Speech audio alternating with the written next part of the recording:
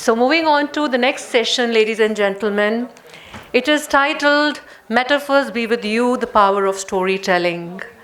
Metaphors have a way of holding the most truth in the least space. And the most powerful way to put ideas into the world is storytelling. To discuss the power of storytelling, I would like to invite on stage our panelists Manju Jaitkar and Nilkamal Puri, who are going to be in conversation with Sonika Sethi. Big round of applause to our panelists. Ma'am Manju Jaitkar, Nilkamal Puri, and our moderator, Sonika Sethi. It's my distinct pleasure to introduce Manju Jaitkar to you. Manju Jaitkar, former professor and chairperson at Department of English, Punjab University, recipient of numerous national and international fellowships, Fulbright and 2 Rockefeller awardee, a prolific and acclaimed author, has 25 books to her credit, published 100 research papers in reputed journals, have held assignments in top universities worldwide, organized several literary fests and academic conferences globally, and founded an academic association, Malo, in 1997 that has been running very efficiently to contribute to the world of ideas and research. Professor Manju Jaitkar has compiled the voluminous Routledge Encyclopedia on Indian Writing in English, and currently she is working on the Encyclopedia of Diasporic Indian Writing in English. Welcome, ma'am. Our second panelist, Nilkamal Puri, holds an experience of 37 years of teaching literature and journalism at Postgraduate Government College for Girls, Sector 11, Chandigarh. Ma'am has written for numerous newspapers, has been a weekly columnist in the Indian Express, and has also written reviews of theatre, dance, and music for the same paper. Ma'am has authored 2 novels. Her The Patiala Quartet got published on 3 occasions by 3 different publications, that is Penguin, Rupa, and The Speaking Tiger. And the other novel, that's Remember to Forget, was published twice, and her 3rd novel is in the process of being published. We welcome you, ma'am. Sonika Sethi is our moderator for this session. And Sonika is an associate professor of English at SD College, Ambala, Kent. Having authored 9 books so far, Sonika currently features as a columnist in 2 blogs. One is the Times of India blog, and the column is titled Fireflies in the Jar. And the other is Spellbound with Sonika. That's on the website of Rivers Publications, that's rivers.com. And she's also the executive editor of the magazine Rivers Beat. So looking forward to hear a wonderful conversation on the power of storytelling. Give them a big round of applause, ladies and gentlemen. Thank you, Harpreet. So Aristotle has written in his book Poetics that the greatest thing by far is to be a master of metaphors. It is the one thing that cannot be learned from others, and it is a sign of a genius. Good afternoon, everyone. Welcome to the session, Metaphors Be With You, the Power of Storytelling. A celebration of the art that has shaped human connection for centuries. Dear friends, storytelling is more than just an exchange of words. It is a gateway to imagination, empathy, and understanding. And through the clever use of metaphors, the writers make sure that the narrative not only gains depth, but it also transforms simple and ordinary tales into powerful vessels of meaning. So in this session, our esteemed panelists, Dr. Manju Jaitkar and Ms. Nilkamal Puri, will take us on a roller coaster ride into their creative processes, revealing how metaphors enrich characters, setting and plot, and emotions as well, making stories resonate with their readers long after they have been told. So dear audience, prepare to be enthralled and inspired as we unravel the magic of storytelling and let the metaphors be with you. So welcome Dr. Manju and Ms. Neel Kamalpuri. To begin with, ma'am, I would like to ask you, Manju ma'am, that many authors and many writers, they have described their creative processes and their journey as a writer by relating themselves with some kind of a metaphor, say a river, a phoenix, or a labyrinth. What metaphor best describes your journey as a storyteller? And since you have a plethora of work, so many novels and I think a drama also to your credit, I would request you to introduce your works in brief to our audience. Thank you, Sonika. And I would like to thank all of you who have taken time out to come here. I confess I'm seeing the literature crowd of the city after quite a while, and I'm happy to be back again. I've been absconding, you can say, for a while, but it's good to be back. It's like coming home. Regarding this particular session, the metaphor that we are talking about, Sonika, I would like to disagree a little bit with you. Yes, metaphor is important, but it's not the only thing in creative writing, because you cannot build a whole literary text just on the basis of a metaphor. You need language, you need style, you need grammar, you need so much more. But yes, metaphor is very important. Now, when you ask me about my works and what metaphor I would use, let me talk about my works. You know, it's very rarely that we get a chance to talk about our works, and I'm going to make the best of the occasion. Yeah, great. Okay, so I have been primarily a dry, crusty old academic, and I've been writing mainly, you know, for academic purposes. That was right up to, for half a century of my life. And then I realized I can't really go any Cotton sort of that have been placed there. The roof also has cotton because the theme is snow. And so, so this excess, which is also very much part of the Punjabi spirit, but it's an excess that is accompanied by a certain largeness, a certain, largeness of heart, a certain spirit, a certain kind of energy. And so I would certainly call it the spicy Punjabi curry. That's really spicy of you. And Manju ma'am, we would like to hear your thoughts also. You have put me in a very tight fix, honestly. After that kind of mouth-watering response, I really don't know what to say. Plus, I have to confess, I really have to confess, I am not a foodie. I'm not a foodie, and I'm also a weight watcher, and I count my calories. And my favorite dish these days, whether I like it or not, is khichdi most of the time. I am so sorry, but खिचड़ी में अचार भी डालते हैं, सब्जी भी डालते हैं, खिचड़ी के चार यार, बहुत कुछ डालते हैं. So that khichdi also becomes quite a treat, and I really like that. And I think if you are writing something, if you're writing a book, if you're writing, if you're portraying a certain milieu in your work, it must have all those ingredients. All those ingredients have to be there. So, if you don't agree with me, that's perfectly fine, but it keeps my stomach in running order, and I'm very happy with it. Yeah.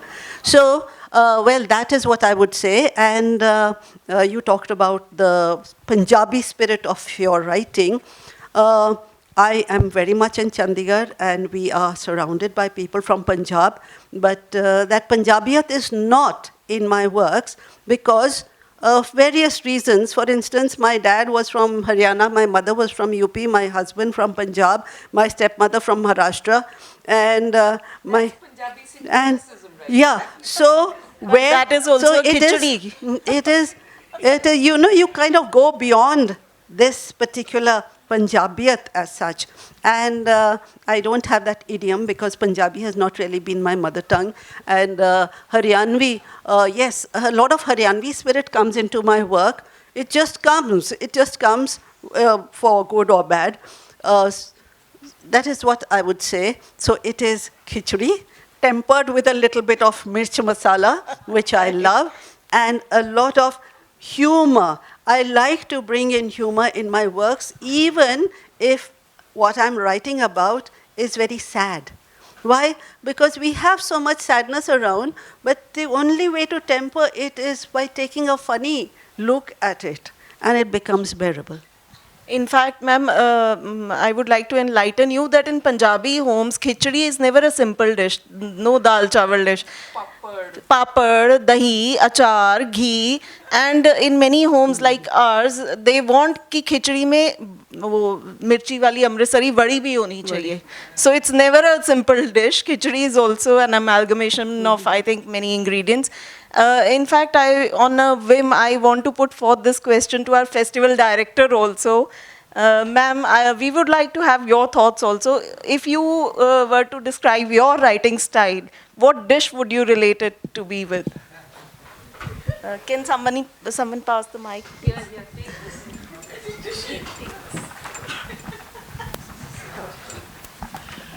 Well, since both of you have invoked your roots, and so for me it's always going to be Lucknowi kebabs and that flavor, which which I love to revisit, and I hope that I love to or hope to invoke some of that flavor, the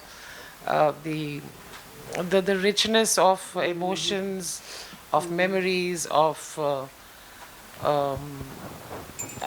just that sort of infusion of flavor. Zaika. So, that zaika is definitely Lucknow.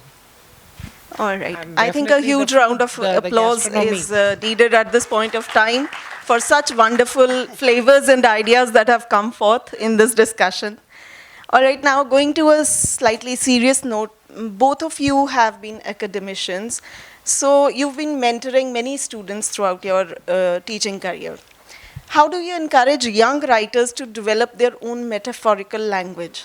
And what is one metaphor you often use to explain literature or storytelling to your students? Manju ma'am, we'd like to have your thoughts on this.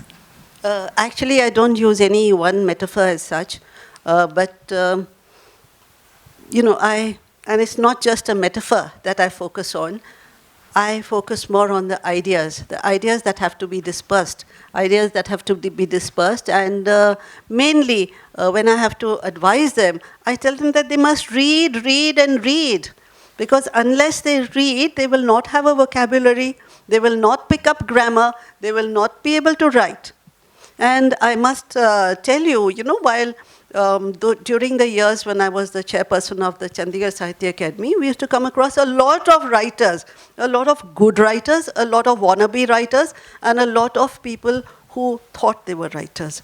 And the thing is that unless you are familiar with the best of writing, how can you possibly write? So you have to read, and then you also have to practice writing.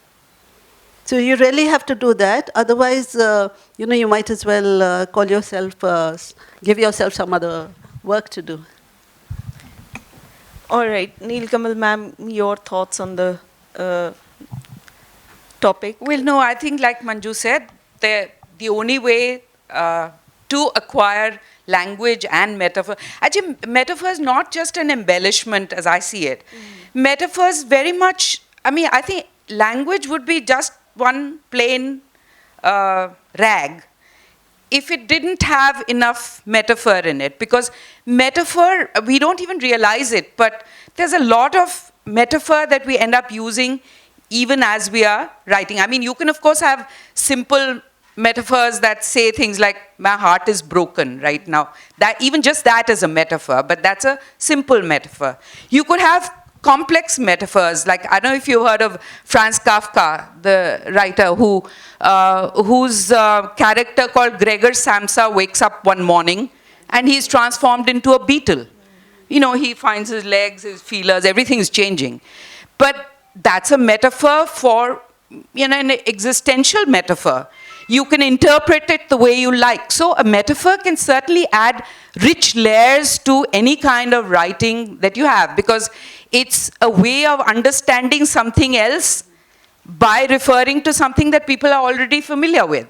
And so arriving at a third thing, therefore, it has to have a zing, of course. The combination has to, it has to sing or zing or whatever.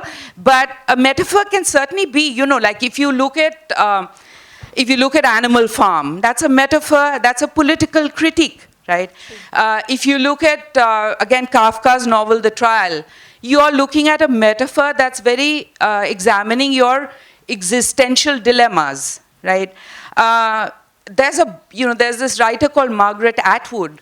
If you look at her novel, The Handmaid's Tale, it's just a dystopian, brilliant metaphor for the women's situation in life.